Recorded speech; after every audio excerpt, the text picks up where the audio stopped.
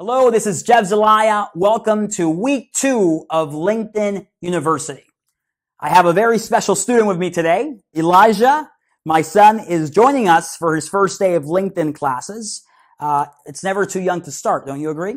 So in today's lesson, we're going to discuss the building blocks for LinkedIn success. So this is the foundation. Last week was just a tutorial to get you more comfortable with the platform, the settings, the way that LinkedIn looks. Today we dive in, we get to work. And these are the 5 areas that we're going to focus on. We're going to start off by developing your LinkedIn elevator pitch. How will you grab people's attention with your LinkedIn profile? We'll talk about that. We're going to dive into how you list education and your work experience on your profile. How do you use that to make your profile look good and to build your connections, right? Your network. It's not about always what you know, but who you know and who knows you. And a LinkedIn profile is meaningless if you don't have people that are attached to that. So you want to make sure you build your network connections, and we'll discuss that in today's lesson. And then lastly, it's your track record. So who's vouching for you, Elijah, huh? Who's saying how generous this kid is, right? He could say how generous he is, but if no one else could say it on his behalf, doesn't mean much. So who's vouching for your skills? Who's vouching for your success, your talent, testimonials, recommendations, endorsements, achievements, awards, case studies, publications? We'll discuss how to leverage your track record in your LinkedIn profile. That's in this week's LinkedIn University lesson. Hope you're ready. You ready? All right, let's get started. LinkedIn University Week 2 begins right now.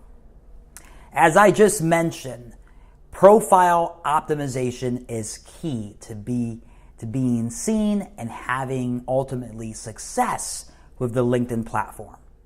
And the biggest parts, the most important parts, the foundation, the building blocks of a great LinkedIn profile are those 5 things that I just mentioned. So let's start with the first part, the elevator pitch, right? Not just any old elevator pitch, but your LinkedIn elevator pitch. To understand what that means, just think about what an elevator pitch in the real face-to-face world is all about, right? Business owners, professionals, you should have in mind or have worked on already an elevator pitch that answers the questions, right? Who, what, where, why, how, right? Answers those basic questions.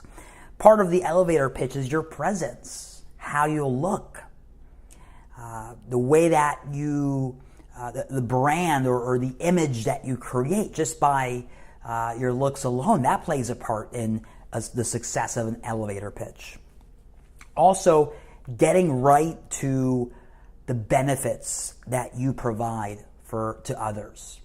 Elevator pitches, the ones that aren't successful, that aren't really good, are the ones that the person's talking all about what I do and what I want and what I have, and that's not the approach that you want to take in an elevator pitch.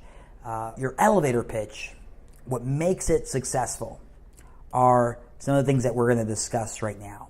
Number 1, it has to be brief.